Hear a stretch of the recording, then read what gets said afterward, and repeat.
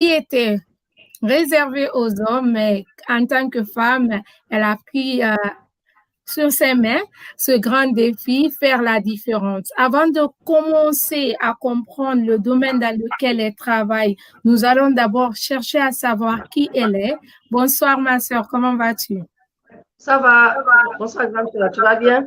Ça va.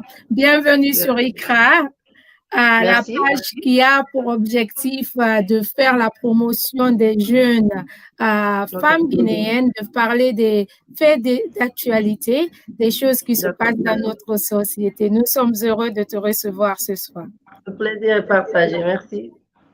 Voilà. Avant que nous rentrons dans le vif du sujet, j'aimerais poser des questions très simples pour les gens qui ne te connaissent pas, pour qu'ils découvrent qui tu es. Est-ce que tu peux un peu brièvement te présenter aux auditeurs de ce soir? D'accord. Bonsoir à tout le monde. J'espère que vous allez bien. Je me nomme Fatma Taba. Je suis mère célibataire d'une princesse de 7 ans. Je suis diplômée en BTS gestion commerciale, guinéenne de nationalité, entrepreneur agricole depuis 4 ans. Voilà, je suis de retour dans mon pays depuis 2014 et j'ai décidé d'exercer dans ce domaine. Voilà, je suis de Pita, tout précisément Timbi Madina. Voilà, tout court. Super. Pouvez-vous un peu élaborer sur votre cursus scolaire? Ok, comme la plupart des jeunes comme moi, ça n'a vraiment pas été facile, comme vous le savez. Un peu en arrière, dans les années, ce n'était pas facile de voir une jeune fille, surtout issue d'une famille modeste, d'être à l'école. Mon cursus scolaire, ça s'est bien passé. J'ai débuté mes études en Côte d'Ivoire. J'ai fait que naviguer de pays en pays, Côte d'Ivoire et Dakar. Après, en Guinée, ici. Donc, j'ai eu la chance d'étudier jusqu'au niveau de BTS gestion commerciale. Et j'ai décidé d'arrêter là-bas pour des causes personnelles. Et je me suis dit, l'important, ce n'était pas forcément d'aller avoir des hauts diplômes, c'est de savoir ce qu'on veut, exercer sur quelque chose qui nous passionne. Donc, je me suis arrêtée. Après votre BTS, est-ce que vous avez commencé une carrière professionnelle et c'était dans quel domaine? Oui, après le BTS, j'ai commencé à faire des stages en Côte d'Ivoire. Après là-bas, en 2015, pour des cas personnels, j'étais obligée de rentrer en 2015 en Guinée. Et quand je suis arrivée en Guinée ici, j'ai continué à travailler. Je suis passée de bureau en bureau, mais finalement, je ne trouve pas l'idéal. Je ne me sentais pas vraiment dans mon domaine. Et donc, un bon matin, j'ai décidé de me lancer dans l'entrepreneuriat sur le secteur qui me passionne de plus, l'agriculture. Et à travers un projet qui a été lancé par l'USAID pour les jeunes à venir, qui devait se passer à Kindia. Donc, j'ai postulé, j'ai été retenue et je suis partie. Et le parcours est venu de là. Pourquoi l'agriculture? Pourquoi pas, en général, les femmes vont pour des choses vraiment simples, la restauration, les ventes d'habits, des chaussures, des mèches, mais pourquoi l'agriculture? Pourquoi l'agriculture? Je suis déjà, parce que j'ai hérité de mes grands-parents. Mon grand-père, c'est un agriculteur, paix à son âme. C'était un agriculteur, paix à son âme. Et je me rappelle bien, pendant chaque vacances, notre père nous ramenait à la source. C'est-à-dire, on rentrait au village à Pitatimi Madina pour les vacances chaque année. Donc, je me rappelle bien quand on partait, mon grand-père faisait des champs d'arachides, des champs de manioc, champs de pommes de terre. Et donc, j'ai aimé ça depuis toute petite. Et ma mère aussi, c'est une grande transformatrice. Elle fait la transformation de tout ce qui lui passe entre les doigts pour les épices et consorts. Elle conserve pour la cuisine parce qu'on ne consomme pas le cube magie, les produits importés, tout ce qui est cube magie et consorts. Donc, du coup, à travers ça, j'ai été passionnée. J'aime la nature depuis toute petite. Et à travers un constat aussi, j'ai constaté qu'il y avait assez de pertes post-récolte. Donc, il fallait vraiment que les femmes se détachent il fallait vraiment que quelqu'un ait le courage de sortir du secteur des femmes, aller dans le milieu où c'est vraiment considéré uniquement pour les hommes. Donc, je me suis dit, pourquoi pas moi, je vais tenter et je suis sûre et certaine, vu que je suis passionnée, je trouverai ma place. Et je me suis dit, voilà, c'était le bon moment. J'ai eu l'opportunité d'aller à Kindia, dans la ville des agrumes. Et mon chemin a commencé à partir de là. Je sais que, bon, je ne savais pas que vous avez gagné un concours qui vous a permis de commencer. Mais pour les jeunes qui vous regardent ce soir et qui ont envie, par exemple, de commencer cette même aventure, quel, quel est le budget qu'il faut pour commencer? Est-ce qu'il faut des terres? Est-ce que vous avez des terres ou vous avez de l'argent, au moins un capital pour commencer? Parce qu'on ne sait jamais comment il faut commencer. Moi, j'aime bien l'agriculture, mais je ne sais pas où commencer. J'ai pas de terre, j'ai pas d'argent, j'ai pas assez d'argent, mais où commencer? En fait, je dirais pour commencer d'abord toute activité qu'on veut faire, il faut être passionné par la chose. Toute chose qu'on veut faire, si on n'est pas passionné par ce qu'on veut faire, ça ne va pas aboutir.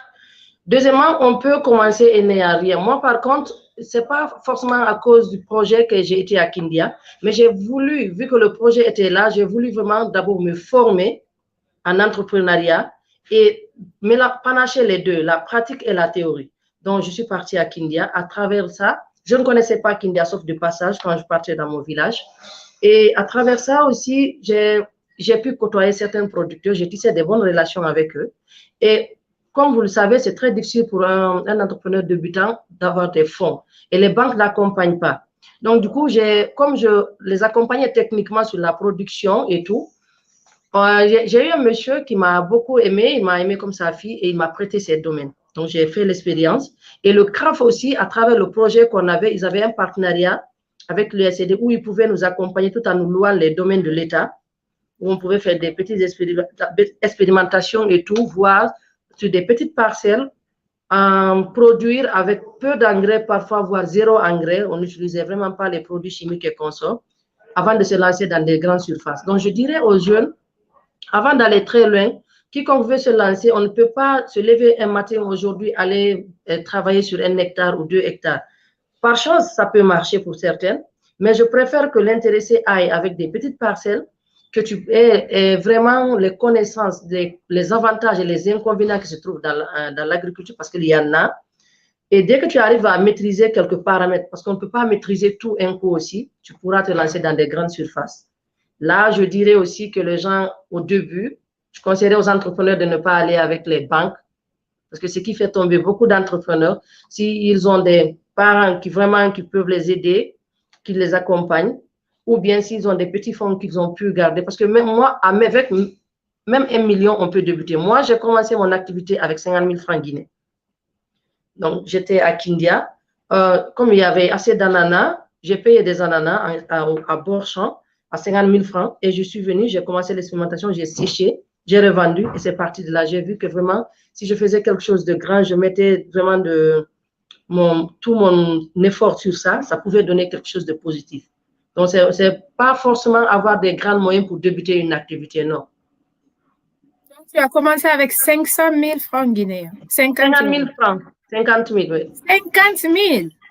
Oui, j'ai payé des ananas à raison de 50 000 parce que ce que vous ne savez pas, au niveau de Kindia, quand vous payez les produits au bord champ, c'est plus moins cher que ce qui se retrouve sur le marché. Donc, quand tu payes 50 000 d'ananas au bord champ, tu te retrouves avec une petite quantité.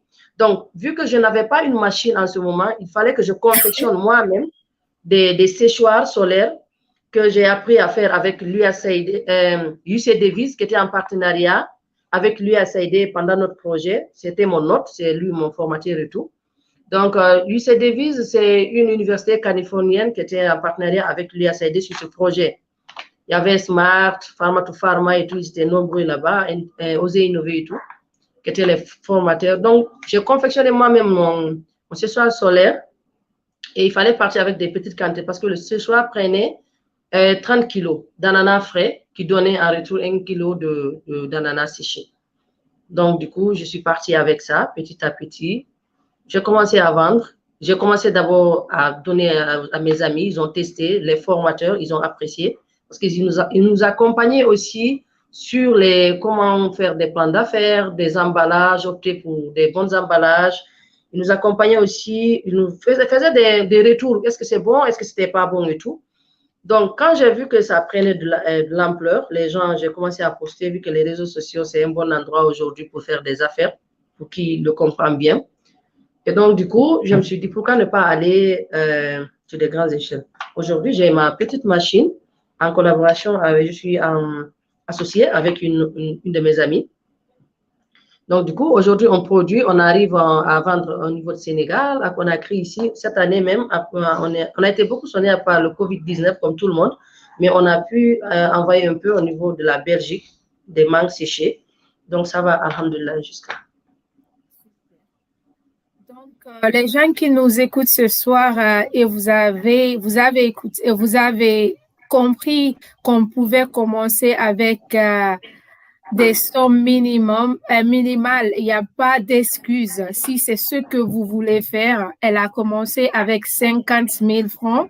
Je ne sais pas, cela remonte de combien d'années? 2018. 2018, ça, c'est pas très loin.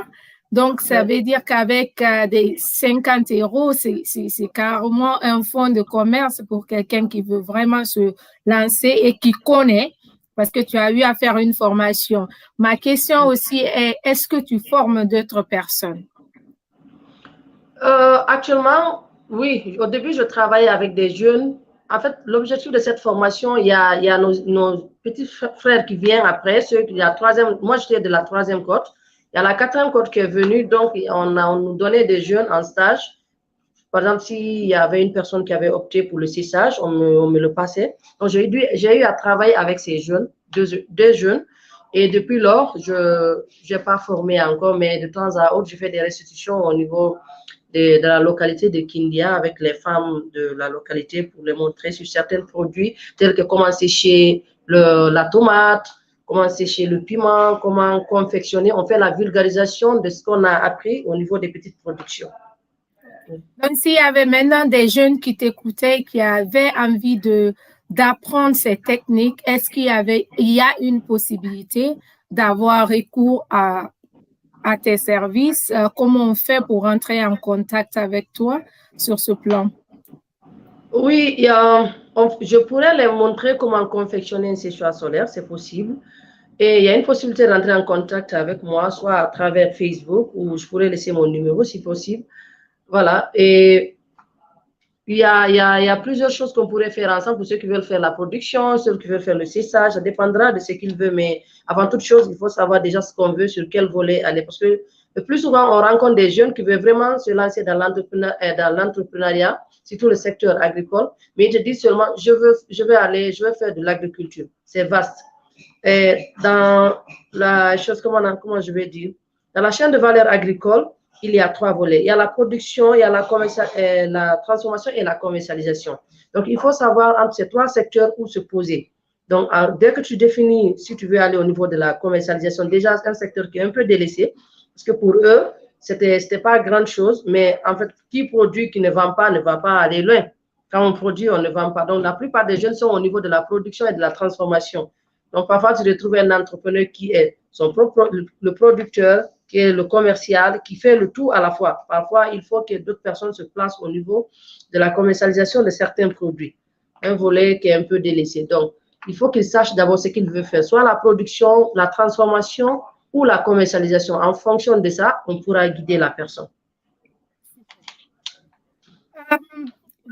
J'allais poser des questions s'il faut avoir des moyens suffisants, mais si tu as déjà répondu à cela, y a-t-il des aides, toi qui travailles déjà sur le terrain, y a-t-il des aides étatiques au niveau de la Guinée qui aident les entrepreneurs comme toi ou qui aident les agriculteurs afin de pouvoir mieux produire? Ou y a-t-il des subventions en Guinée pour les agriculteurs?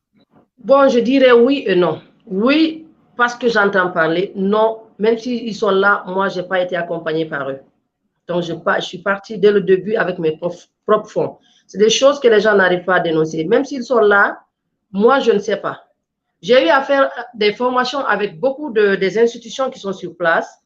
Mais vraiment, c'est des formations où on dit qu'ils vont nous accompagner. On ne fait que de formation en formation, mais ça n'aboutit à rien. Parfois, tu n'entends plus parler de ça. Des choses qui ne sont pas, je dirais, qui ne sont pas bien pour nous les entrepreneurs. Parce que ce n'est pas bon de retrouver la même tête à chaque fois qu'une institution vient pour subventionner les jeunes. Donc, le mieux, c'est d'accompagner déjà les jeunes qui sont sur place à avoir quelque chose de positif, les guider sur le droit chemin dès qu'ils sont guidés sur leur droit chemin, ils pourront se concentrer sur ça et essayer de développer certains jeunes derrière. Mais si les institutions sont là, on sait qu'ils sont là. Mais moi, personnellement, je n'ai pas été accompagnée par aucune institution là, je n'ai rien à dire. Mais en tout cas, il n'y a pas une banque agricole aussi en Guinée. Il n'y a pas une banque agricole. Et les banques aussi n'accompagnent pas les débutants, les entrepreneurs débutants. Non seulement le taux est très élevé, mais il n'y a pas assez de confiance, il y a aussi assez de risques. On peut donner de l'argent à un entrepreneur s'il n'y a pas, la garantie n'est pas énorme, donc ça n'aboutit pas. Et un entrepreneur débutant, je ne lui conseillerais jamais d'aller vers une banque. Le mieux, c'est de voir les parents, les proches, les amis et tout, pour aller avec vraiment même si c'est prendre du crédit à côté, sans un taux très élevé, là, je pourrais dire oui. Mais si les institutions, ils sont bel et bien là, mais moi, personnellement, je n'ai pas été accompagnée, donc je ne dirais pas qu'ils n'accompagnent pas ou ils accompagnent. Peut-être qu'il y a d'autres qui ont été accompagnés, je ne sais pas. Super. Ça, ce sont les difficultés, j'imagine, que tu connais sur le terrain. Maintenant, comment toi, tu arrives à pallier à ces difficultés? Quelles étaient tes solutions, par exemple? Ne pas avoir de subventions, ne pas avoir forcément des terres à toi, ne pas avoir aussi de l'argent dès le départ. Comment toi, quels étaient ces moyens que tu as pu mettre en place pour pouvoir contourner ces obstacles pour que tu te positionnes où tu es maintenant? Ok, en ce qui concerne cette question, j'ai joué à... On me dit souvent, il y a ma mère qui ne cesse pas de me dire, partout où tu pars, crée-toi des amis, cherche à vivre et trouve la solution avant que les autres ne trouvent ta solution. J'ai compris que même si on accompagnait les jeunes, ça pouvait prendre plus d'une année ou deux. Je n'avais pas les moyens pour avoir des domaines. Un hectare coûte dans les bandes de 15 millions au niveau de Kindia. Ça dépend du lieu ou de qui te le vend et tout. Donc, qu'est-ce que j'ai fait? J'ai utilisé mon expérience. J'ai accompagné un producteur sur la technique de production naturelle avec peu d'engrais. On le conseille de ne pas de faire l'utilisation excessive d'engrais. Donc, j'ai accompagné le producteur. Il m'a, en contrepartie, au lieu qu'il ne me paye, il m'a prêté des domaines.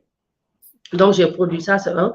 Deuxièmement, quand j'ai compris que vraiment l'État n'était pas là pour nous accompagner, même s'ils étaient là, ça prenait vraiment du temps parce que je voulais vraiment aller vite. Et aussi, avant que ce soit l'État, une institution ait confiance en toi ou une autre personne lambda ait confiance en toi, il faut qu'il voie déjà ce que tu fais.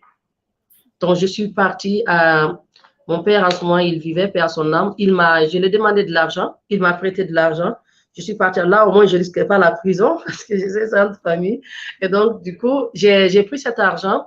Quand j'ai fait l'expérimentation des 50 000, j'ai vu que ça donnait et tout pour payer mes emballages au niveau du Bénin. En ce moment, je paye au niveau du Bénin et tout. Donc, j'ai pris de l'argent avec mon père.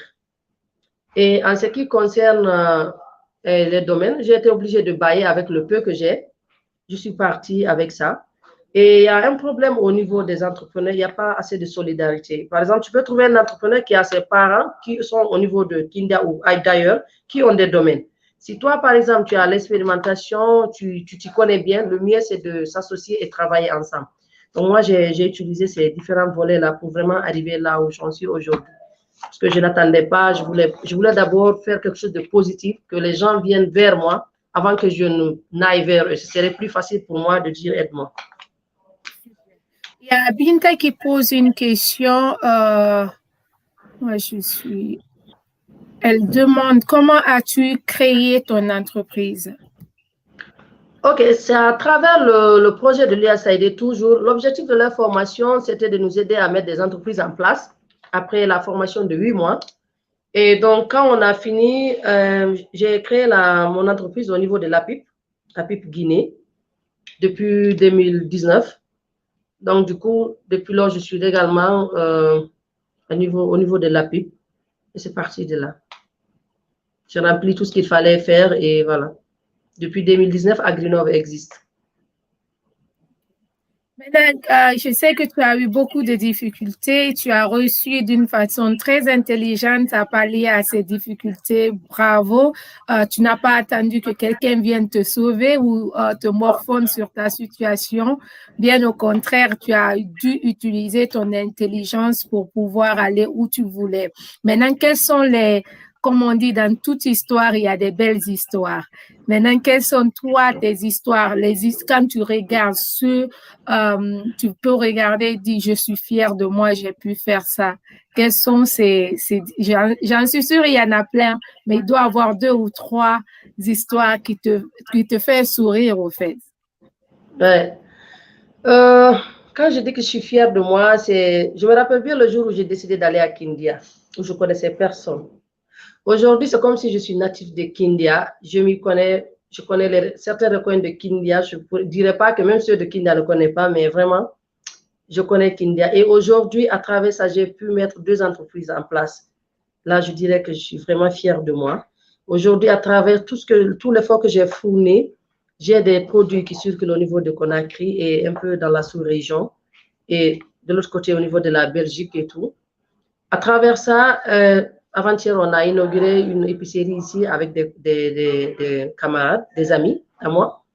Donc, je dirais que j'ai fait le chemin et Inch'Allah, il reste beaucoup à faire aussi parce que j'aimerais qu'un jour, quand on parle de l'agriculture en Guinée, qu'on fait référence directement à moi. C'est comme si tu disais le football et on te parle de nom d'un joueur guinéen qui est reconnu à l'international. Je voudrais que vraiment dans 1 an, 2 ans plus tard, quand on parle de l'agriculture en Guinée, on dit ah oui, cette Fatmata Ba existe dans ce domaine, oui, je connais. Donc, mon objectif, c'est de vraiment aller lentement, mais sûrement. Il y a une autre question de Binta. Binta pose, elle demande en tant que mère, femme et maman, comment fais-tu pour gérer les 2 vies? Surtout qu'on sait que dans l'agrobusiness, il faut souvent se déplacer à l'intérieur, il faut être derrière les agriculteurs, il faut se rassurer que tout est fait. Comment tu arrives à faire cela? Dieu merci déjà, j'ai une petite fille de 7 ans qui est tellement gentille. Elle connaît déjà le boulot que maman a fait. Donc, elle m'accompagne dans ce que je fais, alhamdulillah. C'est vraiment pas facile étant femme, surtout mère célibataire aussi. Je vis déjà à Kindia, je signale, je suis à Kindia, je vis là-bas depuis 2018. Je viens à Conakry que si j'ai quelque chose d'urgent à traiter, sinon je suis permanemment à Kindia. Ma fille, finalement, j'ai été obligée de la transférer au niveau de Kindia pour assurer son éducation et tout, être près d'elle, contrôler tout ce qui s'est passé. C'est pas du tout facile. Je suis obligée de me lever très tôt le matin, la préparer, la déposer à l'école, aller au marché. Parfois, je fais aussi des livraisons de fruits et légumes au niveau sur Conakry et tout, au niveau des hôtels, des restaurants et des individus et tout. Donc, du coup, parfois, quand je dois aller faire les livraisons, je dois me réveiller très tôt à 5 heures, préparer la petite. 7 heures, je dois la déposer dans son école, aller faire la livraison, payer tout ce qu'il y a à payer au niveau du champ, livrer, revenir, prendre mon petit déj, repartir à l'école, il est déjà 12 heures, chercher la petite, parfois 13 heures, revenir à la maison. Et pendant la production de la mangue, c'est des moments, les 4 premiers mois pendant la production de la mangue, c'est des moments où j'ai vraiment pas le temps. Ça n'a pas été facile, mais en tant que femme, et vu que j'ai décidé vraiment d'être indépendante, d'évoluer dans ce que je veux faire, Dieu m'aide toujours à m'en sortir. Donc, je dirais Alhamdulillah. Et les parents aussi sont là, les amis sont là. Donc, ça va. Parfois, je suis obligée de la confier avec une de mes très bonnes copines à Kindia quand il s'agit de venir jusqu'à Conakry et tout. Voilà. Donc, je sais qu'elle est dans de bonnes mains. Une chose qui n'est pas trop rassurante ni facile, mais parfois la situation oblige, on y peut dire. Je suis sûre qu'elle est très fière de sa maman parce que vraiment, en fin de compte, quand on va te citer comme l'une des pionnières dans le domaine de l'agro-business, elle saura que tout ce sacrifice aussi, c'était pour elle. Elle va elle me dit parfois, Néné, tu sais que quand je vais grandir, je ferai la même chose que toi. Je vais faire de telle sorte que les produits ne vont pas se gâter, les fruits et légumes. je vais transformer, moi, je vais faire des jus et consorts. Donc, elle est déjà dans son domaine, quoi. Elle s'y connaît, elle accepte ce qui se passe et tout, ça va. Super. Il y a aussi d'autres questions. On demande comment peut-on inciter les jeunes à entreprendre? Ça, je dirais, premièrement, c'est au niveau de l'État. L'État doit introduire la formation entrepreneuriale dès le bas âge. Il faut inclure ça au niveau de l'éducation et tout, parce que la plupart des jeunes sortant de l'université, vu que je suis à Kindia aussi, je suis en contact avec les jeunes. Et donc, du coup, parfois, quand je pose la question à certains jeunes sortant de l'université, je dis, ah, bon, après cette année, qu'est-ce que tu comptes faire? Il me dit, bon, je vais chercher du boulot. Tout le monde, c'est comme si c'est enregistré dans leur tête qu'il faut forcément être dans des bureaux climatisés et tout pour réussir sa vie. On peut finir les études, être à Madina, faire une petite activité ou bien au fond du foot et réussir sa vie. Mais si les jeunes ils n'ont pas inculqué ça dès le bas âge dans leur tête, c'est vraiment pas facile. Et aussi, les parents aussi doivent accompagner. Par exemple, moi, quand j'ai décidé de laisser tout ce qui est bureautique et tout aller dans la production, mon père qui n'a jamais eu la chance d'être à l'école, mais heureusement, il est très compréhensif et tout, paix à son âme. Il m'a dit, Fatoumata, je t'ai mis à l'école pour que tu réussisses. Donc, partout où tu te sens bien, fais-le tant que ça t'arrange. Donc, parfois, c'est nos parents aussi qui nous empêchent d'évoluer. Et ils se disent, non, c'est la honte que je finance mon enfant, elle part étudier en France, au Maroc, elle revient ici, et que jusque-là, elle retourne dans l'agriculture. Parce que la plupart des gens pensent que l'agriculture, c'est la dernière des choses à faire. Et pourtant, c'est ce qui fait vivre. Aujourd'hui, si on mange des bons plats, c'est grâce à l'agriculture. Si on prend du bon jus naturel, c'est grâce à l'agriculture. Et l'agriculture, c'est l'un des secteurs qui participent au développement du pays. Donc, aussi, il faut, nous les jeunes, nous les aînés qui ont déjà dépassé certaines années, de faire des petites conférences au niveau des écoles, parler avec les jeunes, les dire qu'après l'école ou même pendant l'école, il y a des petits exercices, il y a des petites activités qu'ils peuvent faire. Parce que parfois, tu peux voir des jeunes qui ont des parents un peu aisés ou même pas, même entre ce qu'ils mangent dans le mois ou dans l'année, ils peuvent se cotiser, ça faire une petite activité à côté. Voilà, donc moi, j'ai même conseillé aux jeunes dans la cité où j'habite, des filles, surtout les jeunes filles, que je vois faire certaines choses. Je les ai dit, les mèches brésiliennes que vous payez là, quand vous payez des vacances pour aller faire, c'est pas juste, c'est bon de se défouler et tout, mais pensez à faire quelque chose de positif pour que dans vos 40 ans, vous ne calculez même pas où vous allez partir. Il suffit juste d'appeler dans une agence et couper votre billet d'avion, allez. Mais ça se prépare dès le bas âge. Voilà. Donc, les jeunes. D'accord. Je suis tout à fait d'accord. Et puis, l'expérience que moi j'ai eue, peut-être parce que j'ai un peu étudié au Maroc, on avait par exemple le bac, moi j'ai fait bac STT, gestion financière. Déjà au niveau du bac, tu étais forcé d'aller faire le stage. Peut-être que au lieu que les jeunes se plaignent, ils peuvent profiter de la terre, de ton savoir-faire. Ça devient un stage au fait pour eux, au lieu de rester à la maison pendant les vacances à ne rien faire. Et pour cela, voilà. Oui, parce que déjà, les jeunes qui sont à Kindia, je dirais, et de Farana jusqu'à Kanka, ils ont plus de chances que ceux qui sont à Conakry.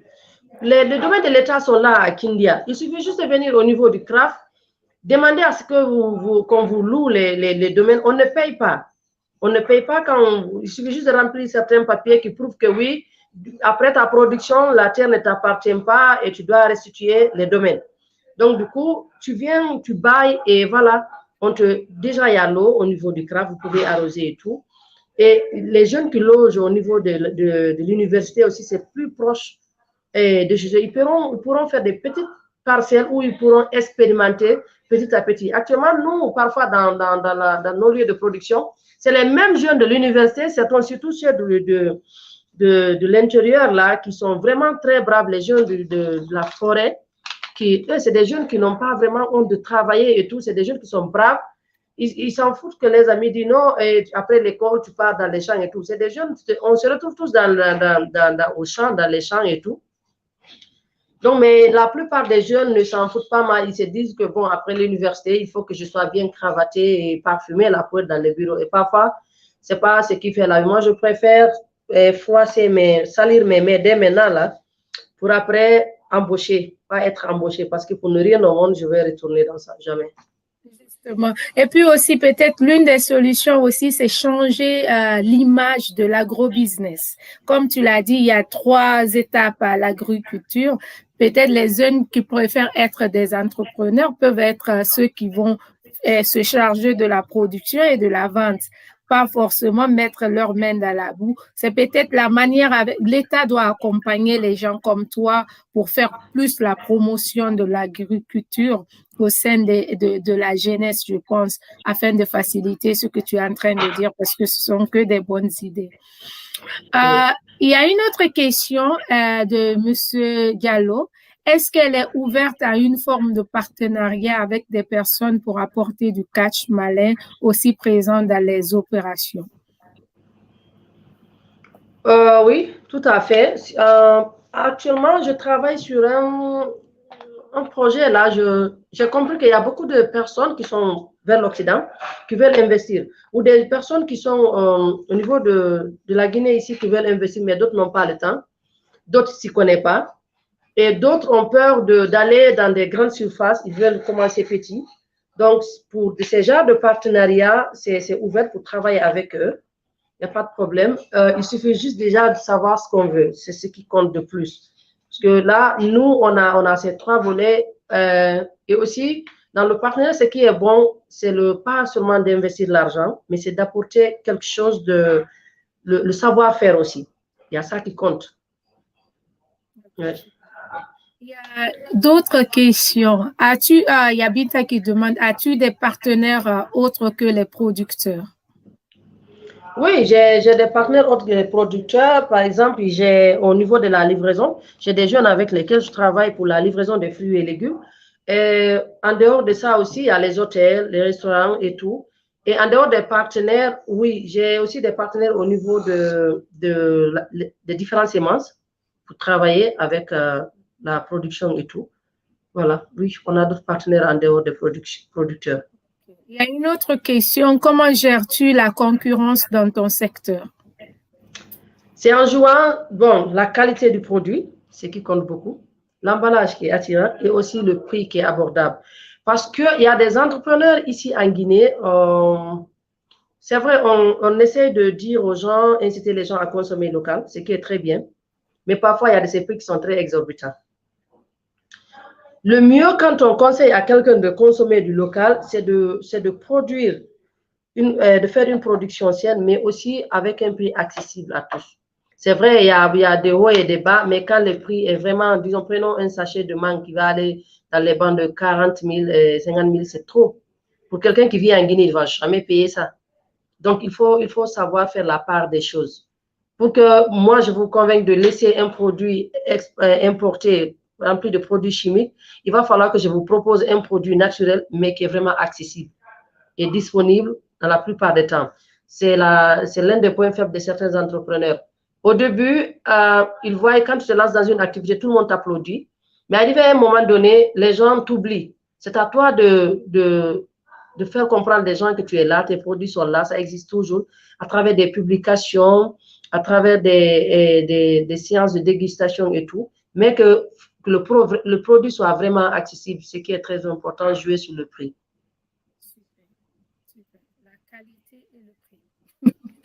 Il y a une autre question. Quel est son rapport? J'essaie de lire. Quel est ton rapport avec la coopération CAPA et qu'est-ce qu'elle en pense de cette coopération? La coopérative CAPA, c'est des grands frères qui sont là-bas, les grands frères Abdraman et tout. C'est des aînés à moi et je pense qu'ils sont bien. Je ne suis pas en partenariat avec eux. Mais ils font des bonnes choses quand même jusque-là. Je n'ai pas entendu quelqu'un qui a des problèmes avec eux. Donc, ils font la promotion aussi de l'agriculture, ce qui est bien, et de l'élevage aussi, à leur niveau et tout.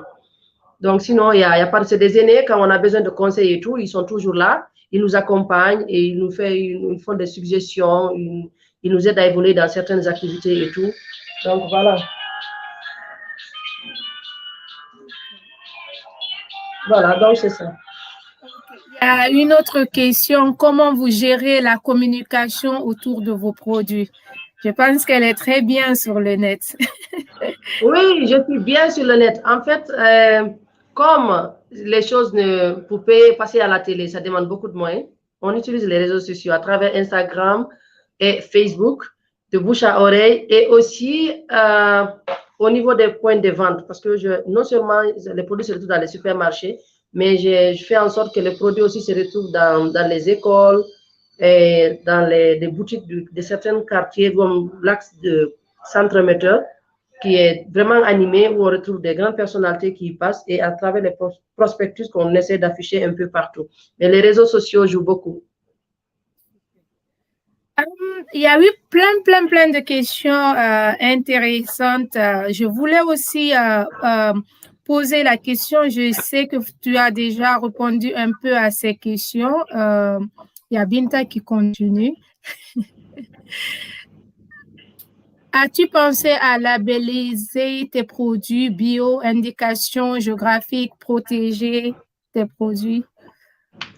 Oui, j'ai pensé à ça parce que je sais que c'est très important, surtout pour pouvoir exporter et tout, et ça fidélise et ça crédibilise aussi. Et donc, oui, j'essaie de trouver déjà avec quelle entreprise travailler sur ça, quelque chose de fiable où je ne pourrais pas avoir de problème quand j'essaie d'exporter et tout. Oui, j'y pense. Okay. Déjà, c'est des produits naturels avec zéro conservant ni additif. Voilà, donc je compte vraiment le faire. Est-ce qu'il y a un centre ou un ministère chargé de cela en Guinée, au fait? Oui, le ministère du Commerce, ils ont un département de l'exportation, je pense. À ce niveau, ils sont chargés de ça. Mais je n'ai pas trop fouillé là-dessus, mais il y a d'autres institutions qui sont là. Mais il suffit juste de chercher et de trouver ce qui est fiable. Parce que parfois, il y a d'autres qui essaient de labelliser ça, mais quand on dit on veut exporter, ça crée certains produits parce que ça ne dépasse pas au niveau de la Guinée. Je ne sais pas s'ils ne sont pas crédibles ou pas. Donc, ce qui fait que je prends vraiment mon temps de voir la bonne personne avant d'investir d'argent et vraiment faire une chose qui est bien et propre une fois pour toutes. Je pense que Hawa est venue un peu plus tard. Elle est revenue en retard. Elle demande pourquoi Kindia, pourquoi tu as choisi Kindia. Pourquoi Kindia, au début, c'était juste pour la formation. Je ne voulais pas rester. Mais après, étant en contact direct avec les producteurs et ayant vécu à Kindia pendant 8 mois, je me suis dit non, il fallait que je reste là. Pourquoi? La matière première est plus disponible à Kindia. Pour trouver un lieu de production, c'est plus facile à Kindia. Et pendant la saison sèche, le courant est plus stable au niveau de Kindia. Et là, je suis entre Kindia, Conakry et l'intérieur, Mamou et Consort. Donc, je suis au milieu. Quiconque rentre, sort, il me trouve à Kindia. Et c'est plus facile pour moi d'acheter les produits, en ce qui concerne l'ananas et les autres mangues, au niveau de Kindia, les produits sur place, créer de l'emploi sur place et transporter le produit fini au niveau de Conakry. Donc, je me suis dit Kindia, c'était bien pour moi de rester. L'environnement est bon, les gens sont aimants et tout. Et donc, je me suis dit, le côté aussi location, c'est moins cher par rapport à Conakry.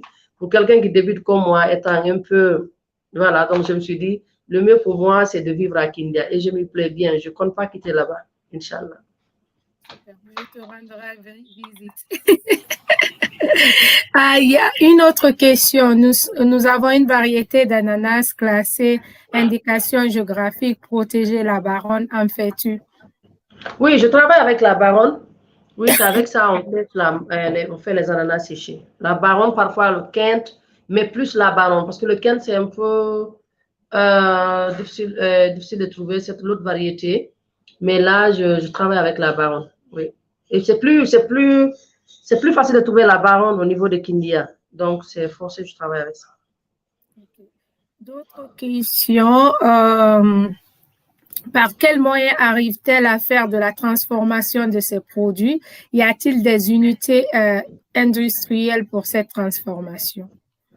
Oui, à travers avec mon associé, on a jugé nécessaire de payer une machine. J'ai une machine de production. Au début, on n'a pas voulu investir en grand, voir ce que ça allait donner. Est-ce que le courant, est-ce que ça allait s'adapter et tout.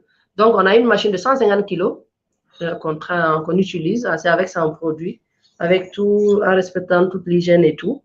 Donc, je travaille avec ça, ce qui me donne 12 kilos de fruits séchés à la sortie. Donc, oui, on a une unité de production.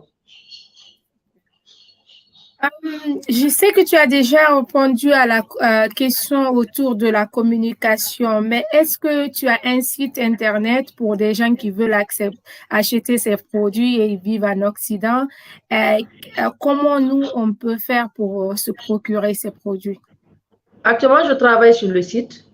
Je n'ai pas fini de travailler sur le site. Je viens de commencer. Mais il y a la page AgriNov qui est sur Facebook déjà.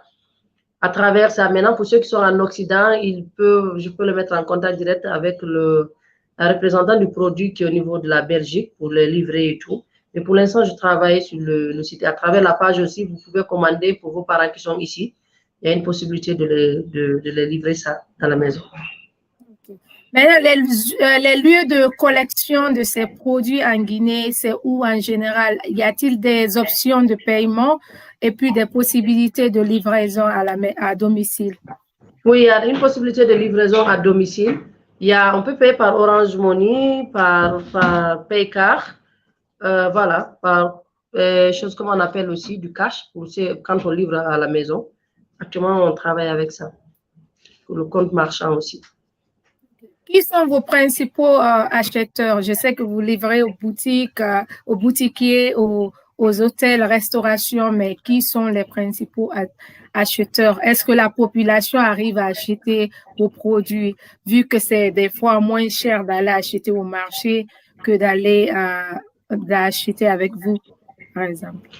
Oui, au début, mon objectif, c'était de toucher plus les enfants parce que c'était plus bon d'intégrer les jeunes, de les initier à consommer des amuse-bouches naturelles que des biscuits et consorts. Mais avec l'étude du marché, avec le temps, j'ai compris que c'était plus adapté. Les adultes utilisaient bien plus le produit que les enfants. Parce que d'autres parents hésitent. Pour eux, comme c'est fait localement, ce n'est pas déjà bon pour l'enfant. Donc, ils pensent, en fait, il y a certains clients qui ne nous accompagnent pas aussi, qui ne nous facilitent pas la tâche. Ils se disent, vu que c'est fait local et tout, bon, il n'y a rien de suivi, il n'y a pas de suivi, les normes ne sont pas respectées et tout. Ils ne prennent vraiment pas le temps de connaître le produit et on fait de nos mieux pour communiquer sur ça. Mais là, c'est, disons, la classe moyenne un peu élevée qui utilise le produit. Donc, les fonctionnaires et consorts. Donc, c'est eux pour ceux qui connaissent vraiment l'importance du consommer local, consommer des produits naturels, c'est eux qui l'utilisent pour l'installer avec un peu côté enfant. Faites-vous des publicités à la télévision, par exemple, pour inciter les gens à connaître vos produits ou pour faire adhérer les gens, comme on le faisait pour Omela ou Maggi à la télé? Avez-vous songé à cela? Oui, j'ai songé à cela, mais c'est le coût est un peu élevé et parfois ça passe juste quelques temps et puis ça, on ne voit plus. Donc là, l'objectif, c'est d'aller vers les écoles se voir avec les directeurs et proposer à ce qu'ils acceptent nos produits au niveau de leur cantine scolaire et voir aussi au niveau des restaurations, proposer à ce que les gens utilisent ça comme des desserts et proposer aussi à ce que l'État accepte pendant leurs réunions, tous leurs débats et consorts, qu'ils acceptent vraiment à la place des jus importés ou à la place des croissants et consorts, qu'ils acceptent d'introduire nos produits pendant leur pause pour qu'ils puissent vraiment consommer. Parce qu'il faut que l'État aussi nous accompagne. Ça me fait très mal parfois quand on nous invite à faire des formations et arriver dans les formations, eux, ils nous apprennent comment démarrer nos activités. Ils nous accompagnent comment produire et tout. Ils nous incitent vraiment à se lancer dans l'entrepreneuriat, mais ils ne consomment presque pas nos produits. Et à la pause, je suis étonnée de voir des jus importés, des croissants, du shawarma, et pourtant, pendant la pause, prendre une tranche d'ananas. Déjà, avec l'ananas, tu peux infuser, faire du jus, faire du thé, par exemple. Donc, non seulement tu peux prendre sous forme de thé, après manger les tranches, ou bien tu peux manger comme ça. C'est pareil pour la mangue. La mangue, tu peux manger comme ça, tu peux faire du thé. Et par contre, la mangue aussi, on peut préparer pour faire du mangue sauce, ce que beaucoup d'entre nous aiment, pour ceux qui s'y connaissent. Donc, c'est très désolant de voir que l'État, même dans leur réunion, ils n'utilisent pas les produits de certains entrepreneurs. J'ai posé la question à certaines personnes. Qu'est-ce qu'ils m'ont dit?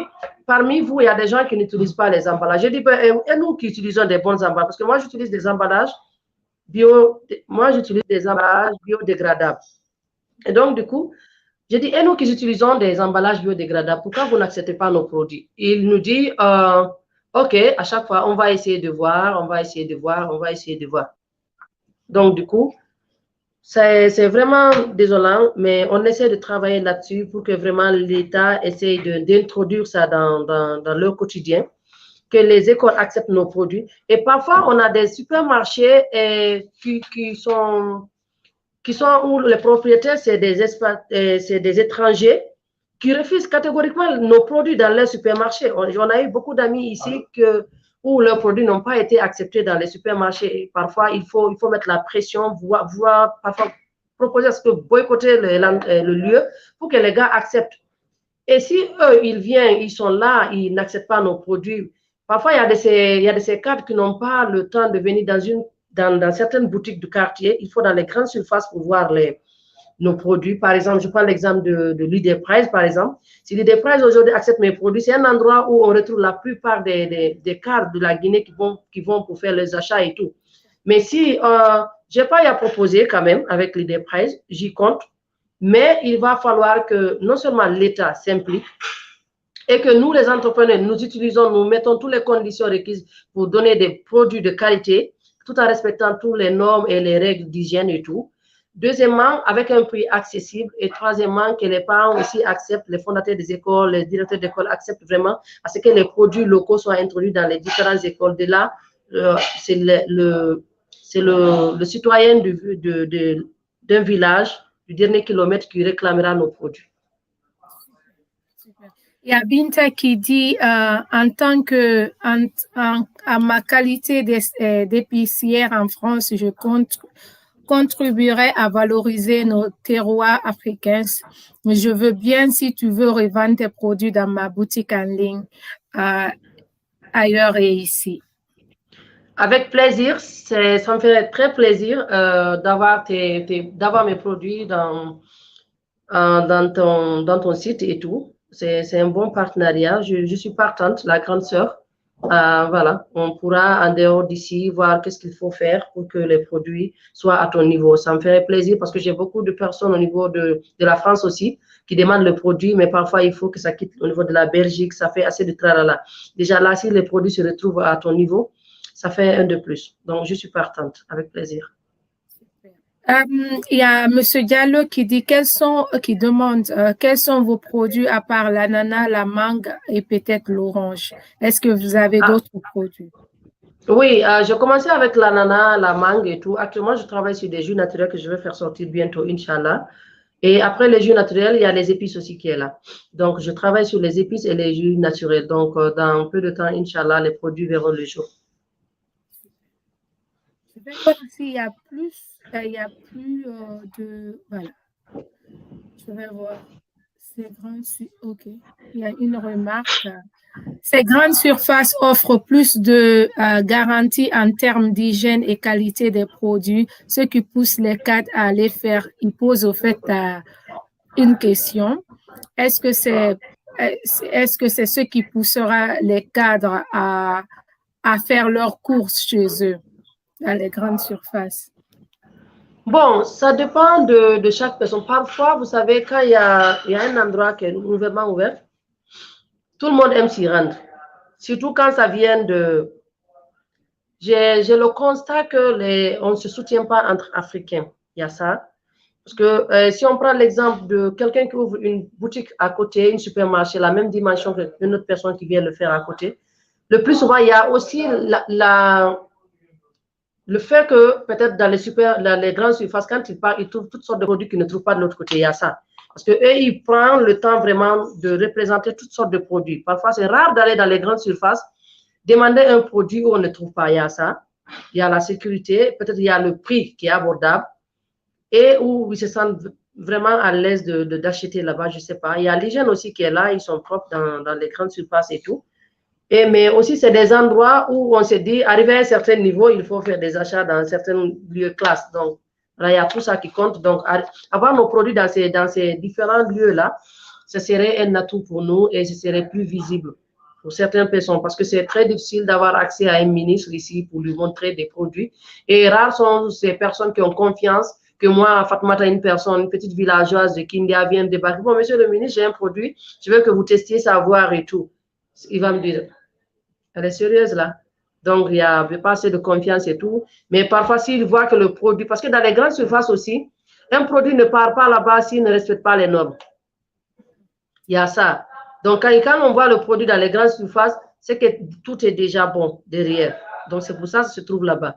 Donc, là, il y a plus de confiance. Le mieux, c'est de trouver d'abord le produit dans les grandes surfaces et en ce moment, c'est eux qui vont vous faire appel. Super. Moi, je suis d'accord avec toi parce que je suis une fervente croyante que il faut être rapide. La société va vite. Donc, les grandes surfaces, ça te donne l'accès là au fait. C'est pas comme certaines boutiques, tu vas, tu n'as que ça. Après, tu dois aller dans une autre boutique, ça te fait perdre du temps. Alors que quand tu vas en grande surface, tu peux avoir tout dans un seul espace. Donc, ça sera bien d'être là-bas. À part cela, je pense que... attends, il y a d'autres questions qu'on ne finisse. Il y a quelqu'un qui pose la question à savoir, en France, des petits agriculteurs se sont mis ensemble pour vendre directement les produits dans un supermarché. Est-ce qu'il y a des initiatives comme ça en Guinée? Oui, avant-hier, le 1er octobre, on a fait l'inauguration de notre épicerie ici au niveau de Kobaya Marché, une boutique agricole où vous pouvez trouver toutes sortes de produits, fruits et légumes, des produits de conserve, des produits européens et tout. L'objectif de cette épicerie, c'est on travaille avec des producteurs qu'on a accompagnés techniquement, parfois financièrement, mais pour l'instant, c'est plus technique et tout. Ils produisent, on rachète on essaie de travailler avec eux, ils aident le produit au niveau de notre épicerie. Une manière pour les aider à ne pas subir assez de pertes post-récolte et participer à leurs revenus. Parce qu'il y a de ces petits producteurs qui sont oubliés au fin fond des différents villages et tout. D'autres ont un moyen de déplacement. Ils n'ont pas de moyen de déplacement et tout. Donc, l'objectif de notre boutique ici, c'est un endroit où vous pouvez retrouver vraiment toutes sortes de produits. Et les produits, il y a plus de 60 à 100 produits des jeunes entrepreneurs guinéens. Là, le contraire des agriculteurs, lui, il a dit, nous, c'est entre entrepreneurs. On a décidé de faire une épicerie où vraiment vous pouvez retrouver toutes sortes de produits, agricoles au sein de notre boutique. Donc là, c'est ouvert à Kobaya, tout juste à côté de la station Total. Et quand vous venez de Lambani, c'est à votre droite, à 100 mètres de la station. Il y a une grande pancarte dehors qui est écrit AgriGN Market. Il y a le site encore qui existe, AgriGN Market. Et voilà, il y a la page Facebook qui est là. Vous pouvez passer, visiter, voir les produits. Commandez pour vos parents pour ceux qui sont en Occident, ils peuvent commander pour les parents qui sont ici. Comme ceux qui sont ici aussi peuvent passer. Il y a la livraison à domicile. Il y a des box qu'on propose dans la semaine, des box de repas et tout qu'on propose dans la semaine, et avec des menus. Il y a une boucherie au niveau de notre super épicerie. Il y a une poissonnerie. Il y a des poissons, des fruits de mer, des poulets locaux et tout, des viandes de bœuf, chèvres, moutons et tout. Vraiment, on a pensé à tout. C'est le mini-marché, on peut dire c'est le Yengema moderne. Quand tu viens dans notre épicerie, tu n'as pas besoin d'aller au marché. Commencez par le taux préparé du village jusqu'au plat européen, tu peux retrouver tout. On a mis tout dans un même lieu où quand tu viens, tu fais tranquillement tes achats et tu rentres doucement au même prix que le marché. Au même prix que le marché, c'est ça que j'allais poser comme question. Oui, parfois on retrouve nos produits plus moins chers que avec les femmes qui sont au niveau des différents recoins de Conakry. Nous, on prend directement au bord champ de Kindia ici. Donc, les prix sont vraiment abordables en ce qui concerne les papayes et tout. Parce que là, on retrouve d'autres qui vendent 1 kilo de papaye solo à 25 000, voire 30 000. Nous, dans notre épicerie, quand tu viens ici, tu peux retrouver à 20 000 francs le kilo. Donc, on peut dire parfois, il y a de ces produits où vous trouvez moins cher que dans certains lieux. Donc, on invite tout le monde à venir. C'est 3 jours de là qu'on a ouvert la boutique et tout, mais juste là, ça va. Et les gens commencent à venir petit à petit. Et on aimerait, Inch'Allah, dans 1 an, 2 ans, voir dans des recoins de Conakry, des boutiques AgriGN un peu partout, comme les kiosques de Orange Guinée. Super. C'est une excellente idée, surtout pour la boucherie, parce que moi, je vois tout le temps les viandes dehors avec les mouches dessus. Je me dis non, Non, nous, non, non. on a ça Donc, ici, c'est bien super. vitré, propre. C'est Oui, super. propre et tout. Et puis, c'est nous-mêmes qui payons la vache et tout, les bœufs. On a notre propre boucher qui s'occupe. Il est permanemment ici. Il respecte tout l'hygiène et tout. Quand vous venez, vous retrouvez une viande vraiment propre et les fruits de mer bien emballés. Vous avez le choix de prendre ce que vous voulez, demi-kilo, kilo et tout. Et aussi, on a pensé plus loin. Il y a des viandes qu'on marine prêts à cuisiner. Il y a des poissons nettoyés, bien marinés, prêts à cuisiner. Il y a des poulets qui sont nettoyés, marinés, prêts à cuisiner. On a passé à tout le monde, aux célibataires, aux maris galants, aux femmes qui n'ont vraiment pas le temps et tout. Tout le monde peut venir parce que je prends l'exemple d'un célibataire qui ne connaît pas préparer, qui ne sait pas préparer des feuilles de patates, disons, par exemple. Nous, dans notre boutique, dès que tu viens, on a une possibilité non seulement de te vendre tous les produits que tu veux, mais aussi de t'orienter comment faire la cuisine. Et aussi, il y a une possibilité que tu viens, tu trouves, on a pris le temps de faire le découpe de tous tes légumes et fruits, si tu veux. Arrivé à la maison, tu ne feras que mélanger de tout et voilà, tu passes à table. Bon, tu as une cliente ici, voilà. Tout ce que je Merci. déteste, tu viens de combler ça tout à l'heure. J'ai l'impression Non, qu'on ici, parle l'oignon, de là, paradis sur terre pour ne pas pour que les vous femmes pleurez à la fainéantes comme maison. moi. Super. Voilà, pour ne pas que vous passez votre temps à vous couper les doigts, à pleurer à la maison parce qu'il y a l'oignon qui pique. L'oignon Nous, qui on fait essaie de pleurer. faire ça avec des produits pris vraiment qu'on prend au soin, on nettoie, on respecte toute l'hygiène. Le lieu est vraiment propre et tout. Les prix sont accessibles. Et voilà, dès que vous revenez ici, vous allez voir plus de 100 gammes de produits de différents entrepreneurs ici. Et on peut faire l'achat sur votre site et qui sera livré à ma mère, par exemple, à la maison. Oui, il y a le site qui existe. Vous pouvez passer sur le AgriGN. Oui, c'est qui?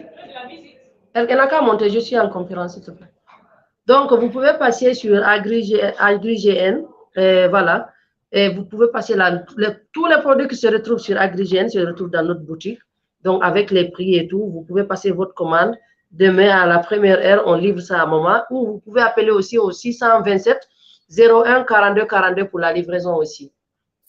Merci beaucoup. Ce fut un plaisir de t'écouter. Ça donne envie de se lancer dans l'agro-business. On se dit parce qu'on a souvent peur. Moi, j'aime bien l'agriculture, mais je me disais où commencer. J'ai pas de terre, j'ai pas d'argent, mais savoir déjà nous donner des différentes options où tu peux louer des terres et puis pouvoir t'entraîner au moins voir si ça marche, si ça marche pas, et puis savoir qu'il y a d'autres personnes déjà qui ont l'expérience. Tu peux aussi faire recours à leurs services. Je crois que ça va encourager plein de personnes qui t'ont écouté ce soir. Mais avant de nous quitter, est-ce que tu as des derniers conseils à donner aux futurs agro-entrepreneurs? Oui, je dirais à tous aux jeunes qui aspirent à être entrepreneurs de se lancer, d'être passionnés par ce qu'ils font, de savoir ce qu'ils veulent, d'être surtout patient parce qu'il y a la patience qui compte. C'est pas du jour au lendemain, on arrive là où on veut arriver. Il faut vraiment du temps et tout. Mais aussi d'être honnête dans tout ce que nous faisons. Il y a l'honnêteté qui compte parce que la plupart des gens qui sont en Occident ou partout d'ailleurs dans le monde, qui veulent investir, qui veulent investir et tout. Donne-moi 2 minutes, s'il te plaît, 2 minutes. Désolé, hein. Donc, il y a des personnes qui veulent investir, mais ils se disent quand ils investissent ici, à la fin, ça ne marche pas comme ils veulent et tout. Il faut que les jeunes vraiment accordent plus de crédibilité à leur niveau, parce que c'est très vilain quand on met des fonds à ton niveau et qu'on ne retrouve pas après. Ça décrédibilise. Le monde est très petit, tout le monde se connaît. Donc, je dirais aux jeunes, surtout aux jeunes femmes aussi, de savoir que le secteur agricole n'est pas dédié uniquement aux hommes. Les femmes peuvent vraiment trouver leur place. Il suffit juste de savoir dans quel volet y aller, si c'est la production, la transformation ou la commercialisation aussi qui marche très bien sans se salir les mains et tout. Et aussi de savoir qu'on peut aller avec les moyens de bord, pas forcément avec des fortes sommes. Et aussi pour ceux qui ont des domaines, parce que je ne pense pas qu'il y a un Guinéen qui va me dire qu'il n'a pas de domaine, même s'il ne se reste dans son petit village. De retourner à la source, de s'exercer et de comprendre comment évoluent les choses avant d'aller dans des grandes surfaces pour éviter, minimiser les pertes. Aussi, quand tu parles de domaine, je sais qu'on a tous quelque part dans notre village des terrains où on peut produire. Mais le problème aussi, c'est comment enchaîner ces produits vers la capitale. Pour ceux qui me regardent aujourd'hui, pour ceux qui ont des parents qui sont à l'intérieur du pays, qui font la production, ils peuvent rentrer en contact direct avec nous. Déjà, la boutique est là. On a besoin d'être en collaboration avec beaucoup de producteurs pour qu'il n'y ait pas de rupture de produits, de légumes et fruits dans notre boutique. Donc, être en contact avec eux, nous, on aura le moyen de collecter ces différentes productions et le ramener au niveau de notre boutique afin que chacun de nous vraiment puisse gagner à son niveau pour que la production continue. Mais aussi, je dirais aux jeunes entrepreneurs d'éviter de produire pour commercialiser. C'est-à-dire, actuellement, au niveau de la production de l'ananas, les gens ne font que produire l'ananas parce que il y a beaucoup d'argent dans ça. C'est rapide parce ils font l'utilisation excessive d'engrais, ce qui n'est vraiment pas du tout bon. Non seulement ça ne permet pas de conserver les produits, les produits ne se conservent pas pendant une longue durée. Dès qu'on mange un produit qui est bourré de produits chimiques, un fruit qui est bourré de produits chimiques, on ne retrouve pas le même goût que si on le produit à l'ancien. Bien vrai que l'ancienne production, l'agriculture prend du temps, mais ce qui est mieux, c'est de bannir vraiment l'utilisation excessive d'engrais, aller avec les semences, les bio parce qu'on a la boue de vache, on a la fiente, tout ça, ça participe à enrichir le sol et tout. C'est à nous, les jeunes, d'enlever ce type de production archaïque pour notre bien-être déjà, afin vraiment qu'on puisse consommer sainement et aussi avoir une longue vie avec ça. Parce que les produits chimiques, c'est juste pour un temps. Non seulement Je peux le confirmer, j'ai acheté des avocats, ça fait 4 jours, 5 jours. Hier, je les ai mangés, ça ressemblait à du chewing-gum, j'étais obligée de jeter pour dire combien de fois on bourre nos produits ici de produits chimiques et puis on n'arrive même pas. Voilà, moi j'ai eu même à faire l'expérimentation j'ai fait l'expérience de produire des tomates uniquement avec de la boue de vache sur une petite parcelle de 25 mètres. Après, je suis partie au marché, j'ai acheté des tomates parce que rempli de produits chimiques. Arrivé à la maison, les produits que moi j'avais, j'ai cueilli ça vraiment bien mûr, j'ai déposé sur une table. Les autres produits, j'ai laissé mes tomates pendant 10 jours. Les tomates n'ont pas changé, ils ne sont pas gâtés et tout. Et j'ai payé les autres tomates 3 jours. Je suis venue, j'ai mis à côté des autres tomates. Ils n'ont fait que 2 jours. Ça a commencé à sortir d'eau. C'est de l'eau qui sortait maintenant. Ça faisait des traits et des trucs blancs sortaient là-dessus. Les tomates étaient déjà gâtées en 3 jours, les tomates produites avec assez de produits chimiques. Quelqu'un qui consomme ça, qu'est-ce qu'il ne sait même pas l'effet que ça fait au niveau de notre organisme. C'est très dangereux. C'est pas bon du tout, mais si les jeunes aujourd'hui disent que bon, je vais faire la production de l'ananas ou n'importe quel type de culture maraîchère, mais ils ne pensent qu'à l'argent, à la commercialisation, ils ne pensent pas vraiment à donner quelque chose de positif, quelque chose de naturel au consommateur final. Je pense que le jour où le consommateur final ne sera plus là, sa production ne va pas avancer. C'est clair. Je sais on a déjà fini l'heure, mais j'ai encore des questions, mais je ne sais pas. Il y a quelqu'un qui pose quels sont les moyens de conservation de ces produits et comment distinguer les produits chimiques des produits bio? Distinguer les produits chimiques des produits bio, je dirais que c'est très difficile quand on les pose ensemble. Parce que déjà, si moi je produis sur un domaine où j'utilise assez de produits chimiques, vous venez à côté, vous faites une production, vous n'utilisez pas de produits chimiques, uniquement la boue de vache, ça ne veut pas dire que vous avez produit bio. Non, c'est juste naturel parce que le sol est infecté. Étant à vos côtés, vu que j'utilise assez de produits chimiques, ça va directement infecter votre champ. Donc, pour la conservation, chaque produit, chaque fruit et légume a le type de conservation qu'il lui faut et le degré de conservation qu'il faut pour ceux qui vraiment utilisent les chambres froides. Parce que là, nous, au niveau de UC Davies aussi, on a eu à vulgariser des chambres froides au niveau des petites productions. Donc, on a avec le Coolbot qu'ils utilisaient, donc on avait une possibilité de régler la température. Par exemple, la température qu'on utilise pour conserver Et la tomate, ce n'est pas la même température qu'on utilise pour conserver les aubergines, le piment et tout. Chaque produit a une température de conservation pour une durée bien déterminée. Maintenant, la différence, où on peut faire la différence entre la production bio et chimique, à vue d'œil, c'est pratiquement impossible. Et aussi, parfois aussi, on peut, pour ceux qui s'y connaissent bien, il y a la forme qui diffère. Par exemple, quand la forme, la couleur, parfois on peut détecter à travers le goût aussi, pour ceux qui s'y connaissent bien, mais c'est très, très rare, très difficile de faire ça. Donc, je dirais bien je conseillerais bien aux jeunes qui se lancent aujourd'hui dans la production de vraiment minimiser, voire éliminer complètement l'utilisation excessive des produits chimiques. La dernière question, est-ce qu'il y a une autorité de régularisation du domaine de l'agriculture en limitant l'utilisation des produits chimiques? Il y en a, mais les producteurs, ils sont toujours, d'autres ne respectent pas. C'est très difficile, comme vous le savez.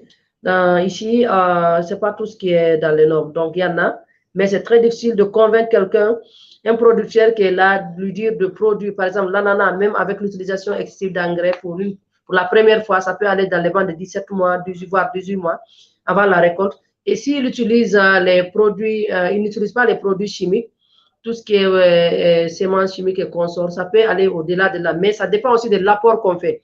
Parce que d'autres se disent que s'ils n'utilisent pas l'engrais, les produits chimiques, les productions ne vont pas aller plus vite. Ça dépend de l'apport qu'ils font. Quand tu donnes ton produit ou ta production des apports bien déterminés, ça peut vraiment aller plus vite et ça te permet aussi de faire la rentabilité. Parce que d'autres se disent qu'avec les produits chimiques, il y a plus de rentabilité que la production naturelle. C'est très difficile de dire bio en Guinée, ici. C'est vrai, il y a le bio dans le foot à bien reculé, mais au niveau de Kindia, jusqu'ici, là, dans les parages, je ne dirais pas qu'il n'y en a pas, mais c'est très rare de trouver des domaines où on produit vraiment uniquement bio. Ouais. Il y en a, mais c'est ce que les gens ne respectent pas, les consignes et tout. Merci beaucoup, ma sœur Fatouma Taba. Ce fut un plaisir de t'écouter. Et moi, déjà, compte-moi comme une cliente. Je serai dans ta boutique parce que je déteste les marchés. Je fais ça pour vous. Voilà. Voilà, je déteste les marchés. Je déteste voir ma maman sur le soleil. Donc, merci pour l'épicerie. Je pense qu'il y a... Adrienne est là pour ça, pour vraiment enlever ce fardeau sur vous. Dormez chez vous, laissez-nous faire la livraison pour vous. Dormez chez nous, laissez-nous vous guider comment faire un plat. Par exemple, vous êtes guinéenne, vous voulez manger un plat sénégalais, vous ne savez pas comment concocter ce plat, par exemple, ou ivoirien. Nous, on a la possibilité non seulement de vous fournir tous les fruits, les composants qui vont avec ce plat-là, mais tout en vous guidant aussi comment faire la préparation et tout. Parfois même, vous pouvez nous inviter pour la dégustation, pourquoi pas? Ah, super.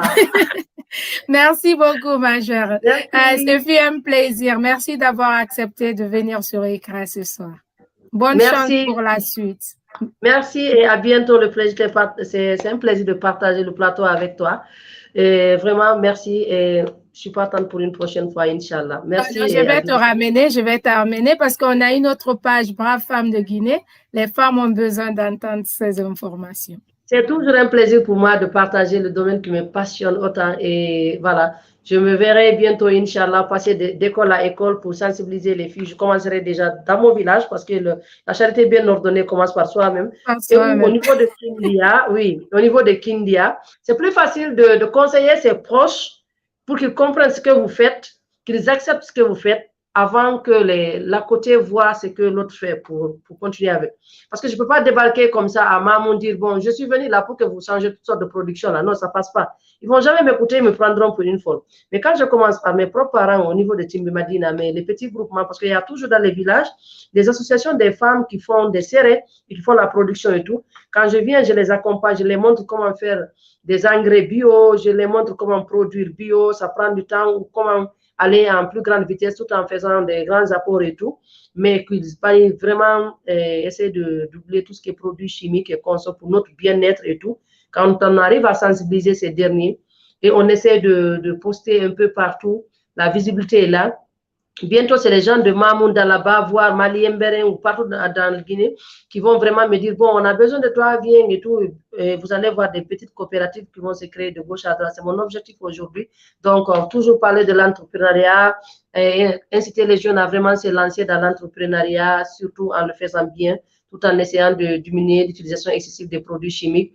Aux entrepreneurs de mettre des produits de très bonne qualité accompagnés avec des emballages vraiment très appréciés par le client. Parce que parfois, d'autres, on achète un produit, pas parce que le contenu, on ne connaît pas déjà ce qui est dedans, mais parfois on est attiré par l'emballage. Donc, quand l'emballage, le packaging est vraiment bien joli et tout, ça attire, ça permet aux clients d'acheter pour savoir ce qui se trouve à l'intérieur. Alhamdoulilah, s'ils voient que vraiment ce qui est à l'intérieur est plus bon que ce qui est de l'extérieur, qui est l'emballage, donc il reviendra à tout moment. Donc, je conseillerais aux entrepreneurs vraiment de fournir assez d'efforts, de respecter toutes les normes, de mettre des produits de qualité sur le marché et qu'on s'aide entre entrepreneurs, que le gouvernement s'implique fortement au niveau, à côté des entrepreneurs, de nous accompagner, qu'il y ait vraiment une banque agricole pour les entrepreneurs ou qu'ils essaient de négocier avec les banques qui existent sur place afin que le taux d'intérêt ne soit pas vraiment très élevé.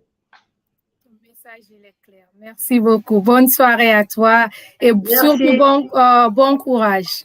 Merci. Merci beaucoup. Bye. Bonne soirée. Merci beaucoup à vous qui avez suivi aujourd'hui. Ce fut un plaisir. Tout est clair. Il n'y a rien à ajouter sur ce message. Ces braves femmes de Guinée qui changent la donne et qui veulent voir les choses évoluer. On lui souhaite bonne chance. La semaine prochaine, je serai avec une autre dame qui va nous parler du business qu'elle a créé pour sa petite fille. Mamouche, ce sont des produits de beauté pour les cheveux, pour le corps. Donc, soyez là. Ce sera encore une autre femme qui va nous inspirer la semaine prochaine. Merci à vous. Bonne soirée.